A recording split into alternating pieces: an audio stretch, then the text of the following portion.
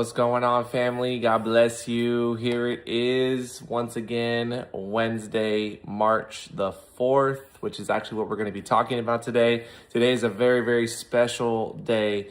We will be celebrating Faith Chapel's 70-year anniversary on this Saturday, which is March the 7th. But did you know that the actual anniversary day is today, March the 4th? That was the day that the church was actually began by Troy Blair. And so what a special moment today is. So I know it's a little bit different. I'm in a different environment and all that, but I pray you track with me with this quick little word that I wanted to encourage you guys with. This is out of Joshua chapter 6, a little bit of a play on words here, but it says this in verse 2. It says, "The Lord said to Joshua, 'See, I have given Jericho into your hand with its king and the valiant warriors.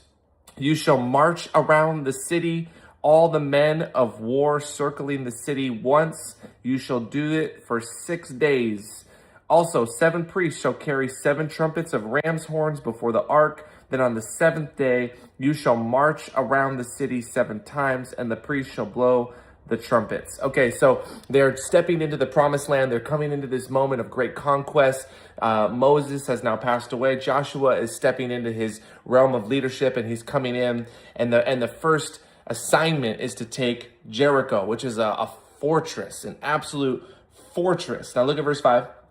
"It shall be that when they make a long blast with the ram's horn, and when you hear the sound of the trumpet, all the people shall shout with a great shout, and the wall of the city will fall down flat, and the people will go up, every man straight ahead." So this was the great game plan. The great military conquest was to march around the city once a day for 6 days, and on the 7th day to march around 7 times, and then to blow into their horns and to shout, trusting that the walls will come crashing down, which we know is not going to happen by some, sonic sound bouncing off walls or anything like that. It was too big of a fortress for that. It was by the hand of God literally knocking down these walls.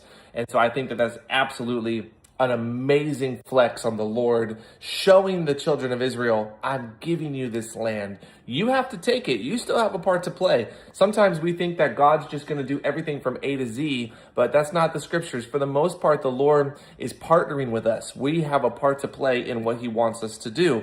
So he could have just, stomped the city walls down and gave them over, no problem. He could have sent an angel in to just take out the enemy, no problem. But that's not what the Lord did. The Lord invited the children of Israel to partner with him in the conquest.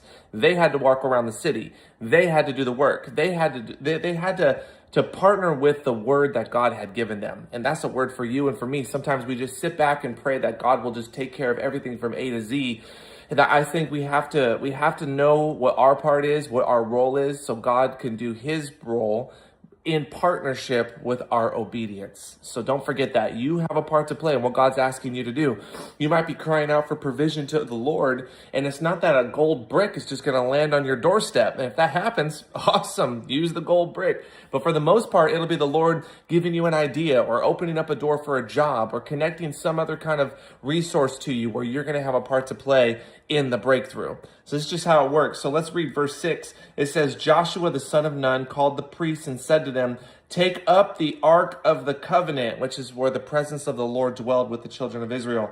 "Let 7 priests carry 7 trumpets of ram's horns before the ark of the Lord."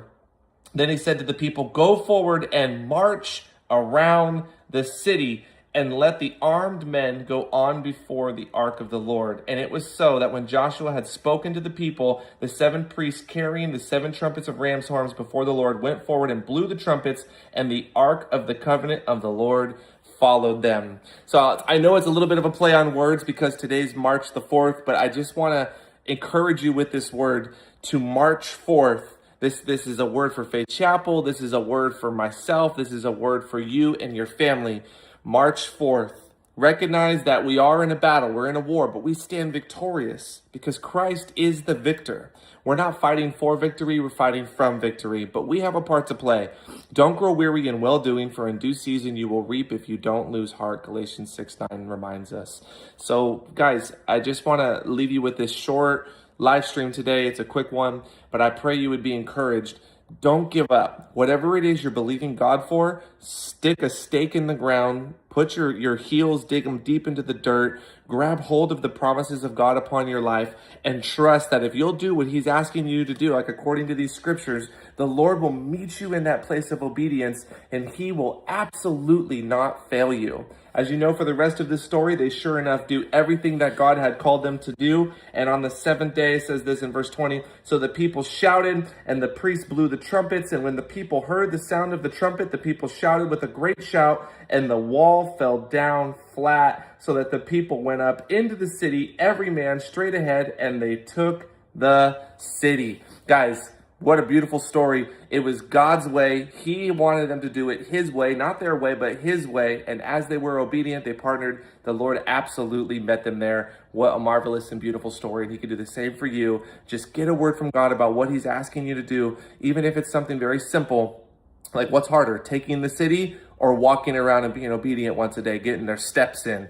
They just need to get their steps in, man. They just needed to be obedient with what God asked them to do. And as they did, God met them, the walls came crashing down, and not just the walls of Jericho, but the Lord really gave them the promised land, which he had promised way back before to Abraham. So what a beautiful, beautiful, beautiful story.